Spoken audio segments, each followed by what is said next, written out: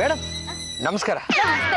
ನಾನು ಆಗ್ಲಿಂದ ನೋಡ್ತಾ ಇದ್ದೀನಿ, ಬಿಸಿಲು ಕಾಯಿಸ್ತಾ ಇದ್ದೀರಾ ಒಳಗಡೆ ಹೋಗ್ತಾ ಇದ್ದೀರಾ, ಬಿಸಿಲು ಕಾಯಿಸ್ತಾ ಇದ್ದೀರಾ ಒಳಗಡೆ ಹೋಗ್ತಾ ಇದ್ದೀರಾ. ಏನ್ ಮೈ ಒಣಗಿಸ್ತಾ ಇದ್ದೀರಾ ಅಥವಾ ಸನ್ ಬಾತ? ಸನ್ ಬಾತು ಅಲ್ಲ, ರೈಸ್ ಬಾತು ಅಲ್ಲ. ನನ್ ಕಷ್ಟನ ಯಾರ ಹತ್ರ ಹೇಳ್ಕೊಡೋದು?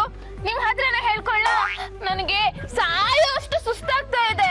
ಮೇಡಮ್ ನಂದು ರಿಂಗ್ ಮಾರೋ ಬಿಸ್ನೆಸ್. ನನ್ನನ್ನ ರಿಂಗ್ ರಾವ್ ಅಂತ ಕರೀತಾರೆ, ಫ್ರೆಂಡ್ಸ್ ಎಲ್ಲ ರಿಂಗಯ್ಯ ಅಂತ ಕರೀತಾರೆ. ನಾನ್ ಕೊಡೋ ರಿಂಗ್ ಅಲ್ಲಿ ಎಂತ ಶಕ್ತಿ ಇದೆ ಗೊತ್ತಾ? ಎಲ್ಲಾ ಟೈಪ್ ಸುಸ್ತುಗಳನ್ನು ಎಳ್ದ್ ಬಿಸಾಕ್ಬಿಡುತ್ತೆ. ಹಾ ತೋರಿಸ್ತೀನಿ ರೀ. ನಮ್ಮ ಮನೆಯವ್ರು ಯಾರಾದ್ರೂ ನೋಡಿದ್ರೆ ಮಧ್ಯದಲ್ಲಿ ಕೊಕ್ಕೆ ಹಾಕ್ಬಿಡ್ತಾರೆ. ಸೈಡಿಗೆ ಹೋಗೋಣ ನಡೀರಿ. ಬನ್ನಿ ಬನ್ನಿ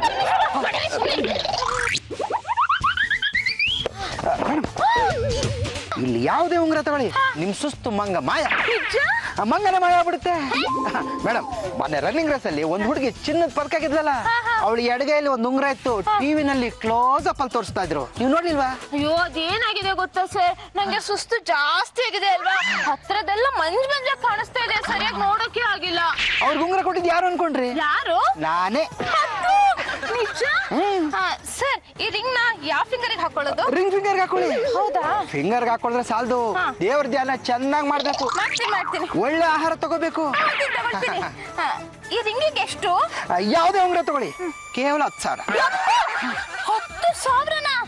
ಸರ್ ಪ್ಲೀಸ್ ಚೂರು ಕಡಿಮೆ ಮಾಡ್ಕೊಳ್ಳಿ. ಏನ್ ಮೇಡಮ್, ಬೇರೆಯವ್ರಿಗೆ 15,000ಕ್ಕೆ ಮಾಡ್ತಾ ಇದ್ದೀನಿ, ನಿಮ್ಗೋಸ್ಕರ ಕೇವಲ 10,000 ಅಷ್ಟೇ. ನಾಳೆ ಬಂದು ನೀವು ಯಾವುದೇ ಉಂಗುರ ಕೇಳಿದ್ರು 20,000. ಬೇಡ ಇವತ್ತೇ ತಗೊಳ್ತೀನಿ, ಈಗಲೇ ತಗೊಳ್ತೀನಿ, ಇಲ್ಲೇ ಇರಿ.